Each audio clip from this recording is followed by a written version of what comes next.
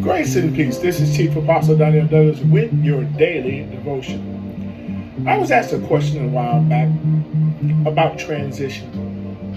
And I had to give them the story about how I talked to the Lord and I told the Lord what I wanted to do. And then the Lord began to speak to me and he said this to me. He said, my outcome and your outcome is two totally different things. Bringing me to the mind, and he says, my thoughts are not your thoughts, neither my ways are your ways. They're as high as the heaven is from the earth, and the east is from the west.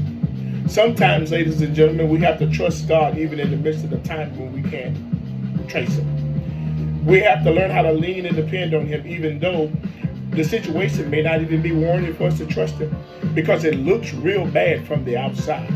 But one of the things I learned about God, God is a behind the scene working God, and he'll make that thing make sense in a little while. But we just got to learn how to trust him in the midst of the storm, in the midst of the chaos.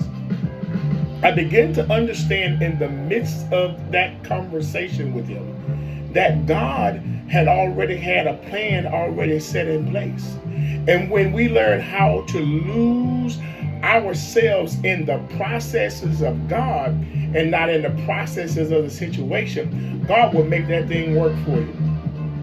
One of the things also I learned together is that when we have options, God has obstacles.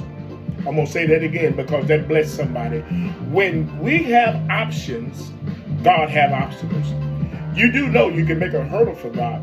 Not saying that he has to jump through hoops, or not saying that he will jump through hoops, but he has to fight you because you already have that thing already worked out in your mind. When we learn how to give it over to God and let God work that thing out for us, everything will come together and it'll work in its place like it should. But we just got to learn how to trust him, even in the midst of the chaos. This is Chief Apostle Daniel Douglas with your daily devotion. You guys have an amazing rest of your day.